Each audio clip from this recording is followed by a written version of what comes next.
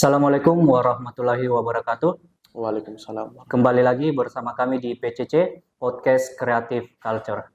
Pada kesempatan kali ini, kami sudah kedatangan seorang narasumber, seorang anak muda yang mempunyai semangat juang yang tinggi, yang mempunyai rekam jejak, dan juga karya serta inovasi.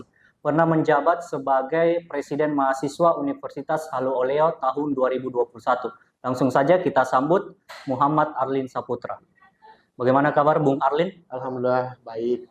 Kami dapat info katanya baru pulang dari Raha. Ya, benar. Kalau boleh tahu itu kegiatan di Raha, kegiatan kepartaian atau kegiatan apa? Oh, kalau kegiatan di Raha itu bukan kegiatan kepartaian atau politik, namun kegiatan di Raha itu dalam rangka menemani Bapak Andi Sumanggaruka dalam rangka silaturahmi kepada masyarakat petani karena Pak Aisyr merupakan Ketua DPD HKTI Sulawesi Tenggara, Himpunan Kerukunan Tani Indonesia, maka beliau memantapkan diri untuk mendengar apa yang menjadi keluh kesah dan juga masalah-masalah petani yang ada di Kabupaten Muna.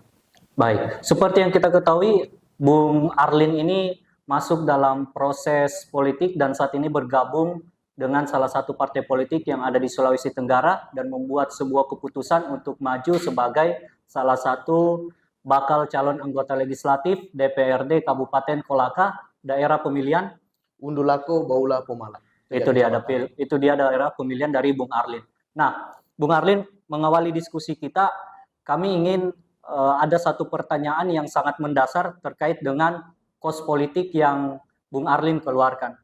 Nah, kita tahu sebelum Bung Arlin ini maju sebagai bakal caleg anggota DPR Kabupaten Kolaka, sebelumnya saudara atau Bung Arlin ini pernah ikut kontestasi pemilihan presiden mahasiswa di Universitas Halu Oleo.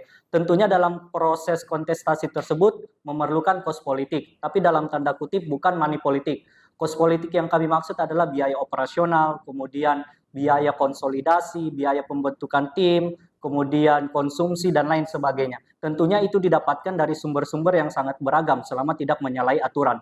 Nah, di dalam proses politik dalam menuju kontestasi pemilihan legislatif di tahun 2024, kos politik yang Bung Arlin keluarkan ini kira-kira perbandingannya seperti apa? Tentu dalam jumlah nominal pasti berbeda, tapi pendekatan perbandingannya ini seperti apa? Apakah lebih besar atau lebih efektif, lebih efisien atau seperti apa kira-kira?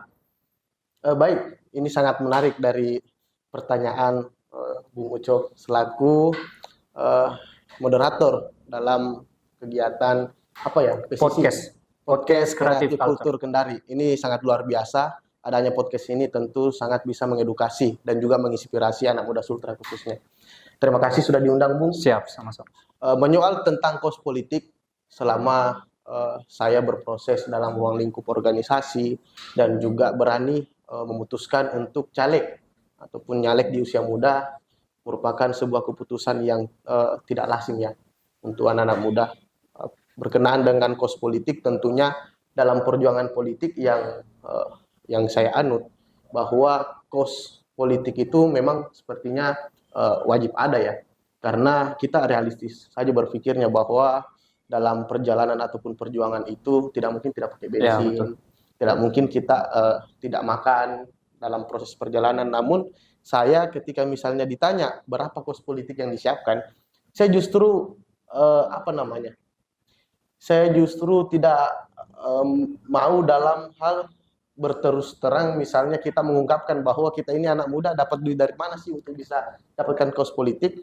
Tentu kita ini mengupayakan saja bagaimana kemudian kita bisa bergerak dalam bisa mendapatkan output dalam bisa dalam bisa mendapatkan profit misalnya kita bergerak di bidang UMKM. Saya bersama teman, ada sahabat saya bernama Arisul Salim, kita lagi menggagas bagaimana membentuk sebuah usaha kecil yakni dimsum. Nah, jadi kita membuat usaha kecil di mana hasil profit itulah yang kita gunakan untuk bisa membeli bensin, membeli snack selama perjalanan politik nyalek ini.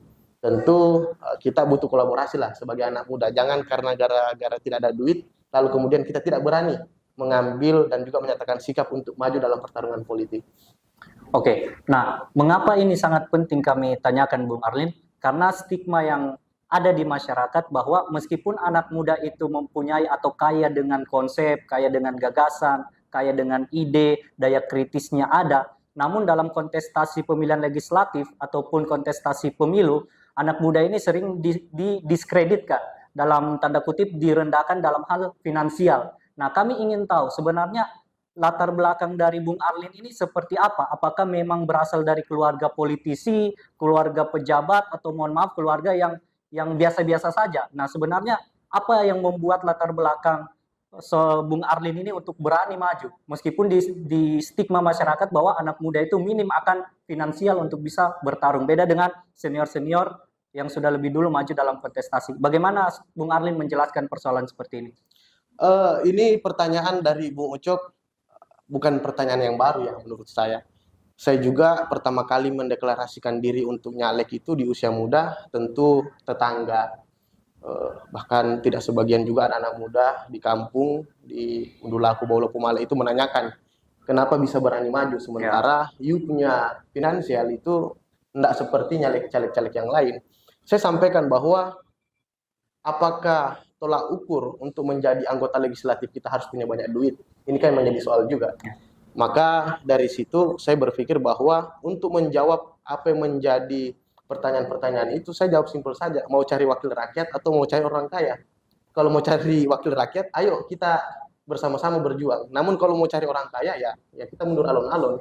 Karena saya pikir bahwa tugas dan fungsi legislatif tidak ada di situ indikator bahwa syarat untuk menjadi anggota DPR itu harus punya banyak duit. Maka saya sampaikan bahwa ketika misalnya mau buka-bukaan saudara Ucok, saya ini terlahir dari orang tua yang mohon maaf punya keterbatasan secara ekonomi, di mana saya bisa kuliah itu saya memanfaatkan program pemerintah yakni beasiswa bidik misi atau yang sekarang disebut dengan beasiswa KIP. Mama saya itu pekerjaannya hanya seorang guru honorer, sementara bapak saya itu adalah tukang kampas keliling di setiap provinsi, kabupaten kota. Maka tidak mustahil lah kalau seorang seperti saya ini bisa menjadi seorang anggota DPR. Maka saya bukannya berarti pesimis terhadap keadaan ekonomi keluarga saya. Namun dengan perjuangan politik ini, kita ingin membuktikan bahwa yang bisa menjadi anggota DPR itu bukan hanya anak bupati, mohon maaf, bukan hanya anak pengusaha yang kaya raya, namun ada juga anak guru honorer yang bisa menjadi anggota DPRD Kabupaten Kolaka. Itu cita-cita besar sehingga membuka peluang teman-teman yang mempunyai gagasan, ide, kritikan dan juga solusi buat pemerintah bagaimana mengelola masyarakat ini untuk bisa juga mempunyai kesempatan yang sama sesuai dengan amanat konstitusi. Begitu kira-kira seperti itu. Ya, kemarin sempat kami dapat informasi itu sempat juga beredar di beberapa media. Anda mengusung apa ini semacam tagline atau seperti apa, yaitu anak guru honorer maju sebagai bakal calon anggota legislatif DPRD Kabupaten Kolaka. Ini mohon maaf tanpa mendiskreditkan pihak manapun. Ini memang tagline-nya seperti ini, anak guru honorer menuju parlemen atau seperti apa? Ini sebenarnya bukan seperti tagline ya. Ini sebenarnya kami sengaja. Atau hanya seperti motivasi, inspirasi? Ini untuk memotivasi anak-anak muda yang lainnya. Ya. Bahwa you dari anak petani, you dari anak guru honorer, bahkan you dari keluarga yang biasa-biasa tidak punya privilege seperti keluarga yang lainnya, tidak punya privilege politik, apa segala macam. Kita bisa juga untuk tampil dan berani membawa gagasan-gagasan yang dimana memang yang dibutuhkan oleh masyarakat di tahun 2024 nanti. Karena ironisnya ketika kita berpikir bahwa politik itu butuh duit, anak muda nggak bisa dong untuk bisa kita tunjukkan kita punya pemikiran, kita punya kreativitas dalam rangka untuk mengawasi jalannya pemerintahan ini. Maka tentu yang harus kita siapkan adalah mental. Karena tidak banyak anak muda yang berani untuk nyalon. Ini kan yang menjadi fenomena hari ini. Anak muda selalu diragukan, selalu dijadikan objek. Saya tidak menginginkan anak muda ke depan itu dijadikan objek politik. Hanya dimanfaatkan saja untuk meraup suara. Namun pada saat proses jalannya pemerintahan itu, anak muda tidak pernah diberdayakan. Anak muda tidak pernah dilibatkan dalam rangka untuk membangun sumber daya manusia di daerahnya masing-masing. Nah, Bung Arlin dan teman-teman Creative Culture sekalian, kami mendapat atau kami melakukan penelusuran khususnya di Kabupaten Kolaka itu kami dapat semacam informasi bahwa Bung Arlin ini salah satu caleg termuda yang berasal dari Dapil 2. Nah, ini mau bagaimana klarifikasinya, apakah sudah tepat atau seperti apa? Atau ada caleg-caleg lain yang juga berusia muda atau seperti apa? Kalau untuk nyalek Untuk caleg sendiri di Dapil 2 itu, ya saya yang termuda. Saya berumur 23 tahun ya. 23 tahun. Berarti insya Allah kalau misalnya takdir dari Allah Subhanahu Wa Taala Amin, amin. bisa duduk itu di usia 24. 24 tahun. Nah ini sama juga di Kota Kendari, salah satu anggota legislatif yang sekarang duduk juga itu kurang lebih usianya pada saat dia dilantik 24 dan 25 tahun. Nah semoga itu juga terjadi di Bung Arlin, semoga sukses lah istilahnya seperti itu. Nah Bung Arlin, seperti yang kita ketahui bahwa Arlin ini bukan satu-satunya anak muda yang maju dalam kontestasi pemilihan legislatif di tahun 2024. Tentu ada beberapa juga anak muda dari dapil yang berbeda di 17 kabupaten kota ataupun maju di Provinsi Sulawesi Tenggara ataupun maju pada DPR RI. Nah, pada saat yang bersamaan juga mereka ditakdirkan oleh Tuhan untuk duduk sebagai anggota legislatif, anak-anak muda ini. Namun ketika mereka duduk sebagai anggota legislatif muncul semacam perspektif atau fenomena di tengah-tengah masyarakat yang menyatakan kurang lebih seperti ini, bahwa mereka anak-anak muda yang terpilih dalam kontestasi dan berhasil duduk di parlemen tidak membawa warna yang baru, tidak membawa cita rasa yang baru, tidak membawa karakter yang baru. Seolah-olah sama saja antara politisi muda dan juga politisi yang tua atau politisi senior. Tidak ada daya kritis, tidak ada keberpihakan terhadap masyarakat. Di saat ada kebijakan pemerintah daerah yang dianggap tidak sesuai dengan kehendak masyarakat, mereka takut untuk bersuara atau tidak mau untuk bersuara. Tapi tidak semua juga anggota-anggota legislatif yang muda seperti itu, ada beberapa. Nah, bagaimana Bung Arlin menyikapi hal-hal yang seperti ini? Kira-kira kalau insya Allah Tuhan mentakdirkan untuk Bung Arlin bisa duduk di tahun 2024, idealisme apa yang akan dibawa, karakter apa yang akan dibawa, warna berbeda apa yang akan dibawa, cita rasa apa yang akan dibawa? Apakah Bung Arlin akan tetap kritis sebagaimana dulu waktu menjadi mahasiswa? Apakah Bung Arlin tetap berpihak kepada masyarakat sebagaimana dulu waktu menjabat sebagai Presiden Mahasiswa Universitas Haluoleo? Bagaimana tanggapan Bung Arlin? Ya, ini pertanyaan yang sangat menarik tentunya untuk kita bahas bersama, bahwa menjawab stigma masyarakat bahwa anak muda itu bisa apa sih ketika menjabat dan diberikan amanah sebagai anggota legislatif. Stigma ini selama saya melakukan perjalanan politik dan berjuang, tentu memang kita mendapatkan ketakutan yang sama, bahwa anak muda itu memiliki idealisme yang tinggi dalam rangka untuk memperjuangkan hak-hak masyarakat. Namun ketakutan masyarakat pada umumnya, Saudara Ucok, bahwa masyarakat ketika anak muda masyarakat memilih anak muda, ketakutannya adalah jangan sampai idealisme pada saat di usia muda, ketika misalnya masuk dalam sistem, itu berubah. Ya. Langsung mengikut pada metode-metode yang dilakukan sistem oleh para yang ada, ikut arus, bahwa harus ikut perintah partai dan sebagainya. Jangan sampai di PAW atau di recall. Sampai di PAW dan sebagainya. Tentu menurut saya, dalam rangka misalnya, saya kan berorganisasi semenjak di kampus ya. Kita sering melakukan advokasi, kita sering beberapa daerah, misalnya ada infrastruktur jalan yang rusak, misalnya kayak seperti di Konsel, kita hadir dalam rangka untuk bagaimana kita mengkritik pemerintah terkait tentang alokasi APBD-nya. Dan juga bagaimana pemerintah itu bisa produktif dalam hal untuk menanggapi masalah-masalah masyarakat di sektor pertanian, kesehatan, pendidikan, dan sebagainya. Saya menelisik bahwa ketika misalnya masyarakat meragukan anak muda sebagai anggota DPRD, saya ingin bertanya dulu bahwa kadang-kadang ada juga masyarakat yang belum paham terkait dengan tugas dan fungsi seorang anggota legislatif. Sementara tugas dan fungsi anggota legislatif itu adalah ada 3, yakni fungsi pengawasan, legislasi, dalam hal ini membentuk produk hukum, misalnya perda, dan juga yang ketiga proses budgeting, bagaimana kita merencanakan anggaran yang akan dikelola oleh pemerintah. Tentu ini merupakan sebuah pembatasan, artinya ada batasan-batasan ketika kita menjalankan fungsi dan kewenangan, sehingga ketika misalnya stigma kita tidak bisa berbuat, tentu saya justru ketika misalnya diragukan bahwa anak muda yang sering mengkritik lalu masuk di DPR, apakah mereka bisa mengkritik lagi, justru kita harusnya lebih mampu lagi mengkritisi pemerintah, karena memang tugas kita mengawasi. Kita sudah masuk dalam sistem, lalu sistem itu kita sudah punya power sebagai perwakilan rakyat ya. Dengan power yang kita miliki itu, tentunya justru kita akan lebih bagaimana pro terhadap apa yang menjadi masalah-masalah masyarakat. Dan juga masyarakat juga harus bersabar bahwa proses dalam hal kita ber-DPR itu tidak seperti yang mereka pikirkan bahwa ketika misalnya ada jalan rusak langsung diperbaiki. Kita tentunya perlu yang namanya hearing, diskusi dengan bupati, diskusi dengan pemerintah, melakukan lobby. Karena biar juga cuma saya, Ucok, misalnya saya menjadi anggota DPRD Kabupaten Kolaka di 2024. Ketika misalnya saya memperjuangkan hak masyarakat, kalau cuma diri saya saja memperjuangkan, teman-teman anggota DPR lain yang tidak memperjuangkan. Sedangkan perjuangan di parlemen adalah perjuangan kolektif. Perjuangan kolektif, itu yang dimaksud. Maka tentu kita harus bagaimana kiranya memilih wakil rakyat itu adalah memilih yang betul-betul paham akan kebutuhan masyarakat. Paham terkait tentang bagaimana kira-kira masyarakat harapan dan keinginannya terhadap cita-cita dalam rangka untuk memajukan kita punya daerah dan juga bangsa ini. Karena saya yakin dan percaya wakil rakyat itu seharusnya lebih merakyat. Bukan malah tutup kaca lalu kemudian setelah pemilihan mereka tidak lagi bertemu. Sebelum pemilihan buka kaca mobil, setelah pemilihan tutup kaca mobil.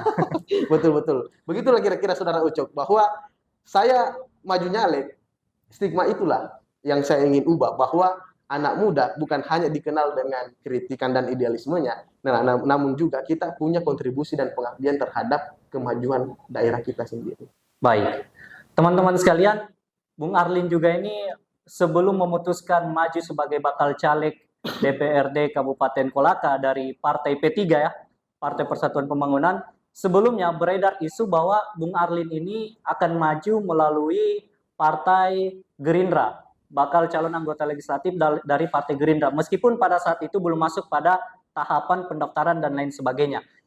Kemudian entah dinamika apa yang terjadi pada saat itu, kemudian Bung Arlin memutuskan keluar dan masuk di P3, ya kan, memutuskan untuk keluar dan masuk di P3, sehingga muncul lagi dari kalangan mahasiswa, dari kalangan aktivis dan lain sebagainya bahwa wah, Arlin ini politisi kutu loncat, tidak komitmen, tidak konsisten di salah satu partai politik. Nah, bagaimana Bung Arlin mencoba menjawab atau mengklarifikasi persoalan ini? Sebenarnya dinamika apa yang terjadi sehingga tidak jadi caleg di Gerindra pada saat itu?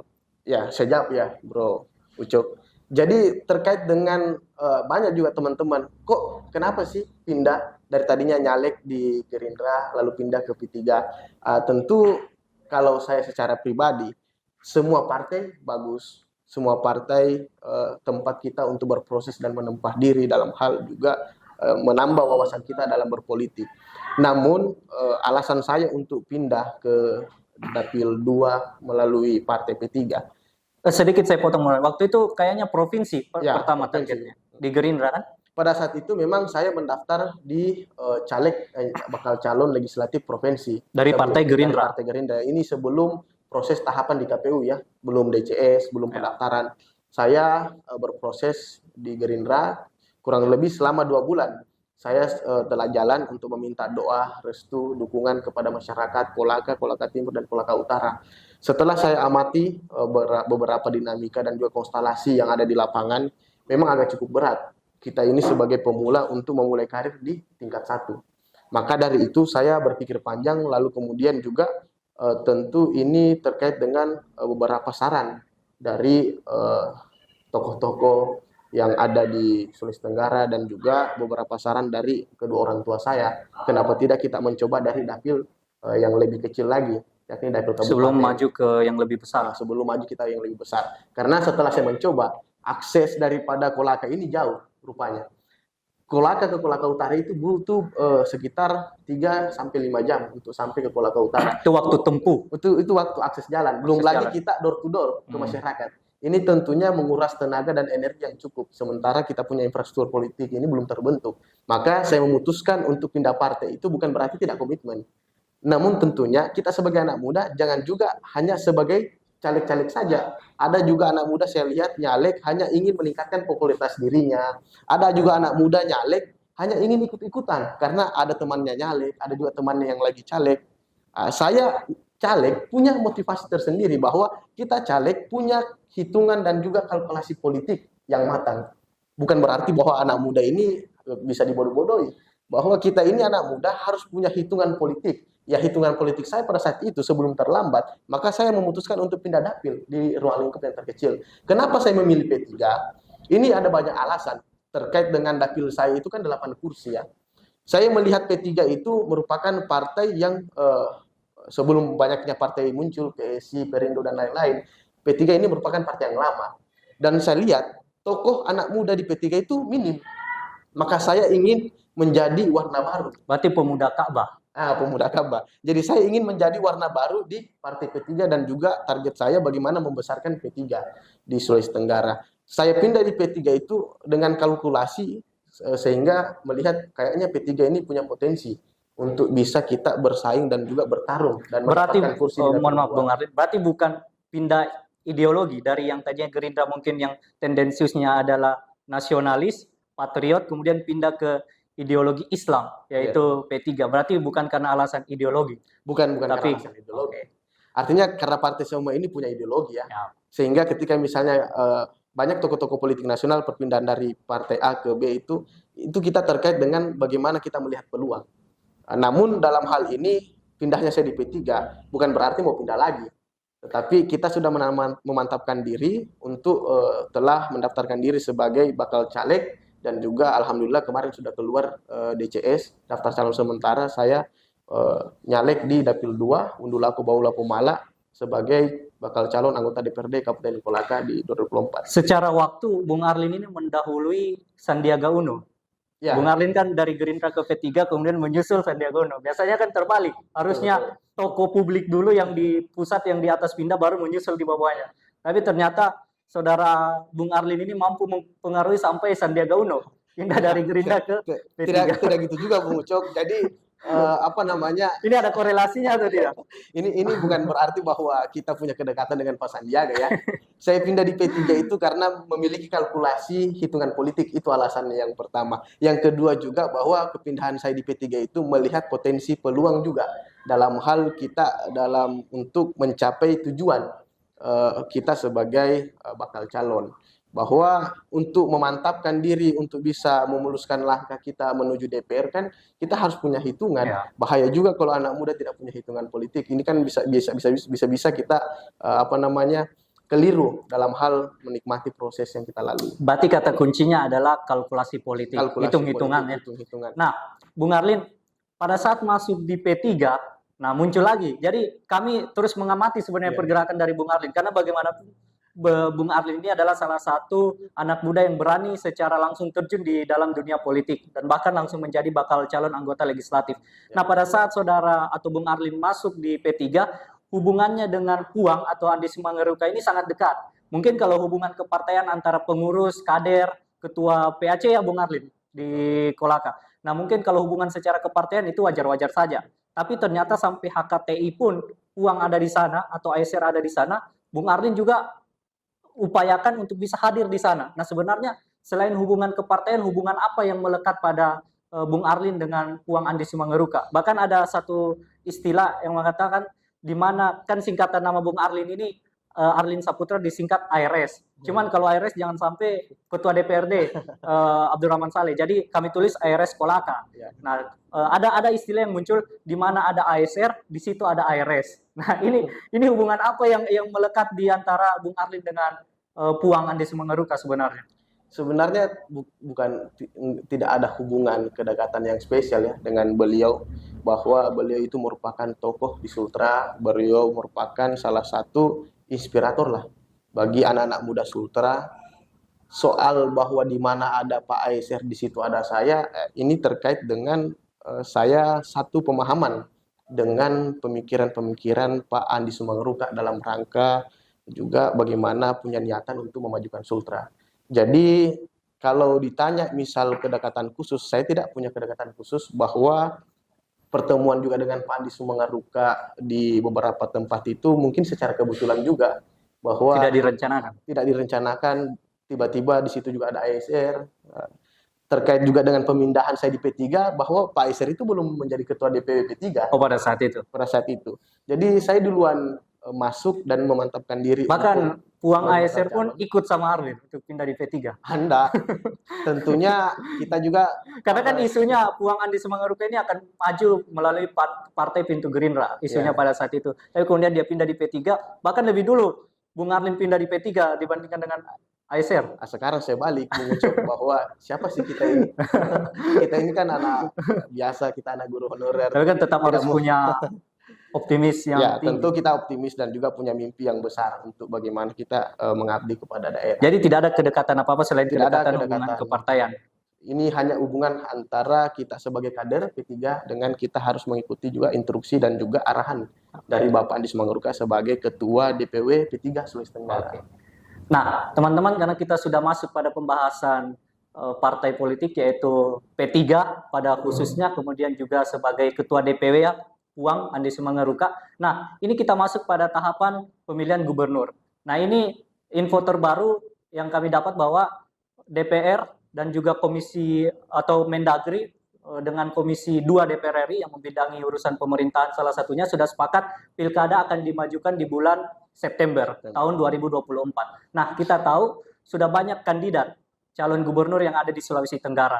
Misal ada yang senior, ada Pak Lukman Abu Nawas, ada Bupati Konut, Pak Ruk Samin, kemudian ada Bupati Konawe, Pak Keri Saiful Kongguasa, ada Bu Tina Nur Alam. Kalau dari kepulauan biasa disebut ada Laude Ida, ada Pak Ridwan Bae, Pak Rajiun, dan lain sebagainya. Nah, salah satunya adalah Andi Sumangeruka. Ya. Tapi yang menjadi pertanyaan inti tanpa bermaksud apapun, tanpa bermaksud merendahkan pihak manapun atau golongan manapun, Andi Sumangeruka ini pada saat mencalonkan sebagai calon gubernur, itu selalu diserang dengan isu putra daerah. Bahwa Andi Sumangeruka ini tidak layak atau tidak pantas untuk maju sebagai calon gubernur di Sulawesi Tenggara karena beliau bukan asli putra daerah. Meskipun kalau kita bicara secara belet, secara regulasi, tidak secara konstitusi, setiap orang punya hak untuk dipilih dan memilih. Nah, salah satunya dalam pemilihan kepala daerah. Tapi tentu ini stigma, ini perspektif, ini pendapat yang tidak bisa kita elakkan, tidak bisa kita tolak. Tapi bagaimana saudara atau Bung Arlin mencoba menjelaskan itu? Meskipun Bung Arlin ini bukan representatif langsung Puang Andi Semangaruka, tapi paling tidak Bung Arlin berada pada satu partai yang sama. Ini seperti apa sebenarnya? Kalau terkait dengan pertanyaan Bung Ucok terkait dengan putra daerah, bahwa memang isu ini adalah isu yang sangat hangat ya di Sulawesi Tenggara dalam hal dalam hal memilih pemimpin atau misalnya biasa disebut dengan calon gubernur atau calon kepala daerah. Saya sebagai kader P3 tentunya akan melihat objektif bahwa ketika kita ditanya bahwa memilih pemimpin itu harus putra daerah. Putra daerah ini kan banyak indikatornya, bro. Indikator putra daerah itu seperti apa? Apakah dia berdomisili atau dia bertempat tinggal di Kota Kendari, di Muna, atau di Kolaka? Apakah dia mempunyai KTP Sulawesi Tenggara? Ataukah dia pernah bersekolah di Sulawesi Tenggara namun pergi merantau? Ini yang harus kita dudukan bersama. Terkait dengan misalnya isu yang ditujukan kepada Pak Andi Sumangeruka bahwa Pak ASR itu bukan putra daerah Sultra, bahwa Pak ASR itu tidak memiliki darah Sultra, saya rasa itu keliru. Karena kenapa demikian? Kita ini bukan mau memilih kepala suku, bro. Jadi kita ini mau memilih kepala daerah, bukan kepala suku. Ini yang harus kita dudukan bersama. Ironisnya, anak muda tergiring dengan isu-isu yang tetereme seperti ini. Ketika saya melihat Pak Andi Sumangeruka, saya melihat sosok di mana beliau pernah bersekolah di Kendari, pernah besar dan kecil di Kendari, di mana juga beliau pernah mendedikasikan dirinya dan mengabdi untuk masyarakat Sulawesi Tenggara. Itu terbukti bahwa beliau mengabdikan dirinya sebagai kepala Badan Intelijen Daerah Sulawesi Tenggara. Kurang lebih selama 3 tahun, lalu kemudian beliau menjadi Danrem Sulawesi Tenggara. Danrem dulu baru Kabinda. Ya, lalu kemudian juga ke Pangdam. Ini kan salah satu bukti bahwa beliau ini sebelum menjadi calon ataupun bakal calon gubernur, beliau sudah mendedikasikan dan juga mengabdikan dirinya kepada masyarakat Sulawesi Tenggara. Apalagi yang harus kita ragukan, ini untuk netizen juga, bahwa ketika misalnya ada lagi orang yang menggaungkan politik identitas, Pak Andi Sumangeruka itu adalah anak asli Sulawesi Tenggara. Salah satu indikatornya kan ada, ya seperti yang saya jelaskan tadi, bahwa kontribusi beliau untuk masyarakat ini sudah ada. Coba lihat di mana ada calon gubernur atau bakal calon gubernur. Sebelum menjabat menjadi gubernur, dia sudah membuktikan apa yang menjadi ucapan dan kata-katanya. Salah satunya misalnya di bidang pendidikan. Kemudian selanjutnya saudara, bahwa Bapak Andi Sumangararepa itu mempunyai tujuan di mana hal yang paling fundamental yang ingin beliau dedikasikan untuk masyarakat Sulawesi Tenggara, bagaimana kembalinya hak-hak dasar kebutuhan masyarakat di Sulawesi Tenggara. Contohnya misalnya hak pendidikan, hak kesehatan, hak perlindungan kebencanaan, dan juga hak afirmasi anak-anak muda dan juga orang-orang tua kita untuk bisa bekerja, mendapatkan pekerjaan yang layak. Sehingga mengapa kita di P3 sangat bekerja serius terhadap inginnya kita menjadikan Bapak Andi Sumangararepa menjadi gubernur, karena kita melihat beliau merupakan representatif yang dapat mampu menyatukan semua golongan, suku, ras, budaya, dan agama yang ada di masyarakat Sulawesi Tenggara. Karena beliau merupakan salah satu ikon Sulawesi Tenggara yang mampu memikirkan bagaimana kesejahteraan masyarakat Sulawesi Tenggara bisa terjamin sesuai dengan tagline beliau, ASR, aman, sejahtera, dan religius. Aman di mana masyarakatnya bisa nyaman terhadap daerahnya sendiri, tempat kehidupan yang layak, dan juga di mana masyarakatnya bisa sejahtera mendapatkan pekerjaan yang layak, bisa membutuhi kebutuhan dasar ekonominya masing-masing, dan juga di mana kita harus membutuhkan masyarakat yang religius. Masyarakat yang religius tentunya pemimpinnya harus religius untuk menghindari adanya potensi-potensi misalnya korupsi, itu kan karena tidak adanya kesadaran untuk kita bisa berhikmat lagi kembali kepada Tuhan, bahwa pertanggungjawaban bukan hanya LPJ di pemerintahan ataupun di organisasi ataupun di dunia, tetapi ada nanti laporan pertanggungjawaban di akhirat. Baik, teman-teman sekalian, karena kita keterbatasan waktu, jadi ada 3 pertanyaan terakhir sebelum kita menutup sesi diskusi kita pada kesempatan kali ini. Kita kembali ke belakang jejak Bung Arlin menjadi mahasiswa atau menjadi presiden mahasiswa. Di saat banyaknya teman-teman mahasiswa kita yang telah menyelesaikan studi atau wisuda, itu mayoritas lebih memilih untuk langsung bekerja, baik itu di sektor swasta atau mendaftar ASN, PNS, P3K, dan lain sebagainya. Tentu ini adalah pilihan masing-masing teman-teman kita. Nah, Bung Arlin ini menjadi bagian dari golongan yang sedikit, yaitu berani untuk terjun di dunia politik, yang notabene ini membutuhkan kos yang tidak sedikit. Nah, banyak juga presma atau presiden mahasiswa yang paling tidak sekarang menjabat, ancang-ancang mereka setelah lulus itu bukan ke politik, tapi bekerja, salah satunya menjadi humas di tambang, menjadi HRD di tambang, yang sudah ditarik oleh senior-seniornya. Betul. Bung Arlin ini memutuskan untuk langsung masuk ke partai politik, langsung berproses pada kontestasi pemilihan legislatif. Paling tidak jawaban dari Bung Arlin ini menjadi gambaran, menjadi semacam edukasi untuk presiden mahasiswa atau ketua-ketua BEM yang saat ini menjabat, sebenarnya arah mereka itu mau kemana, dan apakah mereka bisa seperti Bung Arlin untuk bisa masuk di kontestasi pemilihan legislatif tahun 2024. Kira-kira bagaimana? Sedikit Ucok saya tambahkan bahwa terkait dengan pertanyaan terkait dengan kira-kira kenapa di usia muda kita berani nyalek, lalu kemudian kenapa tidak memilih untuk menjadi ASN. Saya tidak pernah berpikir untuk hari ini untuk berpikir untuk menjadi ASN, karena beberapa referensi yang saya temukan, saya ingin bagaimana bercita-cita untuk menjadi orang yang bermanfaat di masyarakat, dan juga bagaimana kita bisa membantu keluarga, dan juga membantu kerabat, teman-teman dekat, sahabat.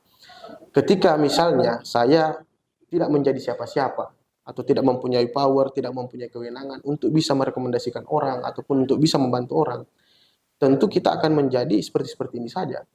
Saya punya cita-cita ke depan bahwa bagaimana kemudian dengan hadirnya saya sebagai anak muda di dunia politik, justru lebih banyak membawakan kebermanfaatan kepada anak-anak muda juga. Karena kita secara umur tidak ada kesenjangan Misalnya akses distribusi informasi pekerjaan dan sebagainya.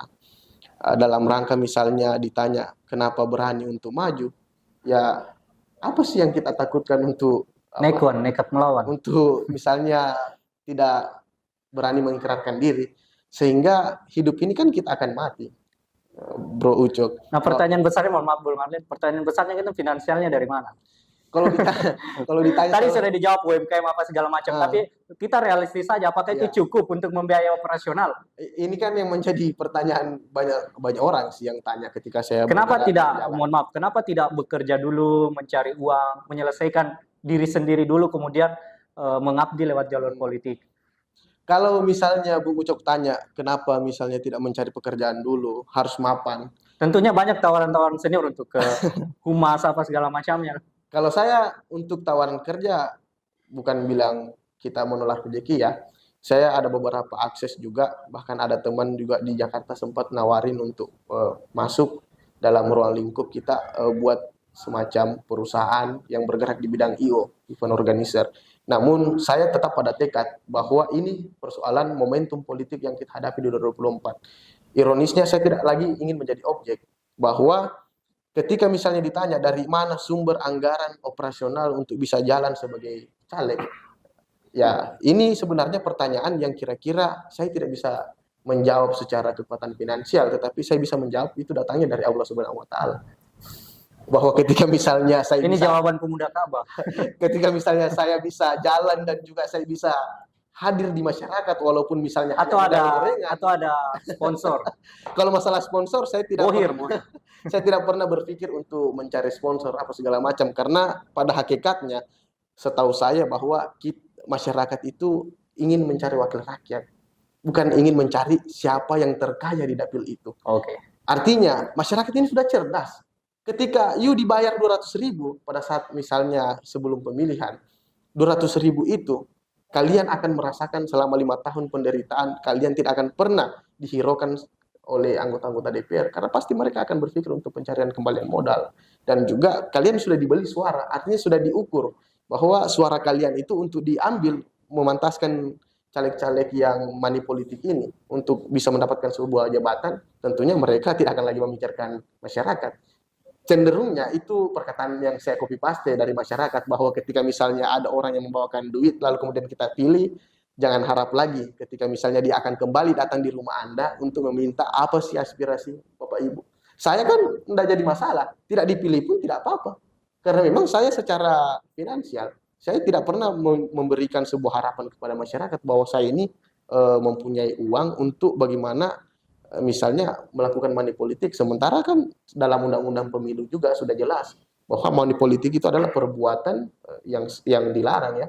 Ya tentu ini konsekuensinya juga seperti ya saya rasa teman-teman paham lah. Maka saya tidak ingin menjadi anak muda yang kira-kira mengikut arus.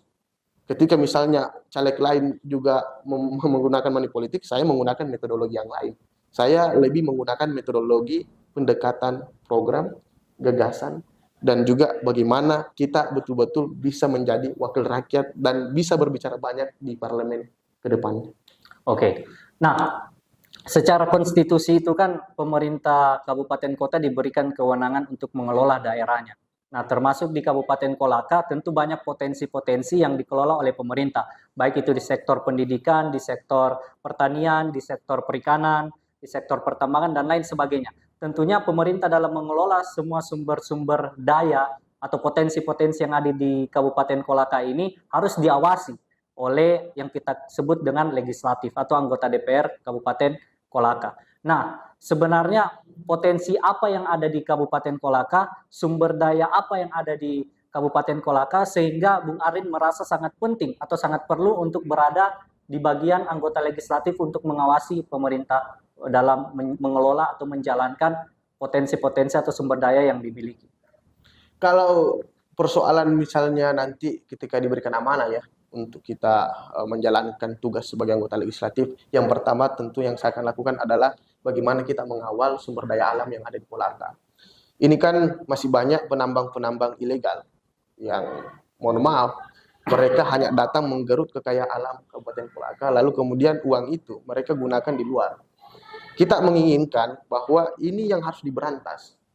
Perusahaan-perusahaan yang ilegal yang masuk dan juga melakukan perselingkuhan hukum dan politik kepada beberapa sektor. Saya juga tidak mencurigai pemerintah bahwa membiarkan adanya pertambangan ilegal, namun kita sebagai wakil rakyat tentunya harus memberikan atensi penuh terhadap penambang-penambang yang tidak tertib secara aturan dan proses dalam aturan pertambangan sesuai dengan petunjuk teknis yang ada di Minerba ya, di Kementerian SDM dan sebagainya. Karena saya melihat ada banyak perusahaan-perusahaan yang tidak mendistribusikan dana CSR-nya kepada masyarakat. Lalu kemudian ada yang habis menambang lalu kemudian tidak melakukan reklamasi. Ini kan potensi merusak lingkungan semua. Di mana kehadiran DPR? Ini yang tidak pernah kita lihat ada anggota DPR di Kabupaten Kolaka, mohon maaf, yang betul-betul ingin bagaimana masyarakat itu mendapatkan dampak dari hadirnya investasi yang ada di Kabupaten Kolaka. Kita tidak menolak investasi itu bagus. Namun sesuai dengan aturan dan mekanisme yang ada. Sehingga masyarakat itu bisa sejahtera dengan hadirnya investasi. UMKM jalan, perekonomian terputar, lalu kemudian juga bisa meningkatkan PAD, sumber pendapatan daerah. Sehingga ini menjadi tujuan kita, bagaimana kita membentuk sebuah perda yang bisa mengatur jalannya investasi ke depan yang ada di Kabupaten Kolaka. Oke, kita masuk pada sesi akhir diskusi kita pada saya tambahkan sedikit, ya. Bung Ucok, terkait dengan yang disinggung tadi soal potensi pariwisata, potensi misalnya di Kolaka itu ada juga banyak destinasi wisata yang harus dikembangkan. Kita mempunyai misalnya kayak disebut dengan biasa destinasinya Tamborasi yang dikenal dengan sungai terpendek di dunia. Ini tata kelolanya ini tentu kewenangannya pemerintah ya. Namun kan kita sebagai anggota DPR perlu juga kita memberikan juga yang namanya bagaimana kita membrand kabupaten kita melalui legislatif itu untuk mendorong juga pemerintah untuk mengembangkan sektor-sektor ini. Kita harus memberikan peringatan kepada pemerintah bahwa ada destinasi wisata yang tentunya melalui Kementerian Ekonomi Kreatif dan juga Pariwisata Kemenparekraf, yakni Pak Sandiaga Uno, kan sudah banyak program juga untuk meningkatkan destinasi wisata. Tentu ke depannya sebagai anggota DPR misalnya kita harus bagaimana kemudian bisa mendorong adanya perputaran ekonomi yang lebih meluas di beberapa spot yang ada di Kabupaten Kolaka. Karena saya lihat sedikit sekali masyarakat yang dilibatkan dalam hal pengelolaan seperti itu. Sehingga masyarakat bisa mendapatkan betul-betul manfaat dari adanya program pemerintah. Tugas lagi DPR bagaimana caranya melalui dinas yang ada, kita juga mengintervensi dalam hal memberikan usulan-usulan, gagasan juga terkait dengan jalannya nanti program itu dalam hal membranding destinasi wisata yang ada. Dan juga mungkin misalnya sektor pendidikan. Bro Ucok kalau bisa ketahui, Kabupaten Kolaka itu banyak loh perusahaan. Namun tidak sedikit banyak informasi yang anak-anak yang ingin menempuh pendidikan namun keterbatasan ekonomi, tidak sedikit misalnya ada informasi beasiswa yang mereka temukan. Ini yang ingin kita gali semua. Bagaimana ke depannya ada seorang anggota DPR yang betul-betul pro terhadap kebutuhan rakyat yang ada di Kabupaten Kolaka. Informasi itu harus kita buka lebar bahwa perusahaan hadir berinvestasi, tolong juga sumber daya manusia yang ada di Kabupaten Kolaka, anak-anak daerah yang ada di sana, itu betul-betul diperhatikan, baik itu pendidikannya, kesehatannya, dan lain sebagainya. Mungkin seperti itu. Oke, baik sekali. Mulai dari menjadi mahasiswa di Universitas Haleu Kendari di Fakultas Hukum, pernah ikut kontestasi pemilihan BEM di Fakultas Hukum yang kemudian gagal. Kemudian Allah takdirkan bisa ikut kontestasi di pemilihan presiden mahasiswa, kemudian berhasil, dan sekarang masuk sebagai bakal calon anggota legislatif untuk tahun 2024 dari Partai Persatuan Pembangunan Dapil 2. Dapil 2 ada Undulako, Boula, sama Kecamatan Komala. Nah, dari segala proses yang Bung Arlin jalani ini, mulai dari kampus, kemudian selesai jadi presiden mahasiswa, kemudian sekarang terdaftar sebagai bacalek, apa yang bisa Bung Arlin deskripsikan atau bisa gambarkan mengenai arti politik untuk Bung Arlin itu sendiri?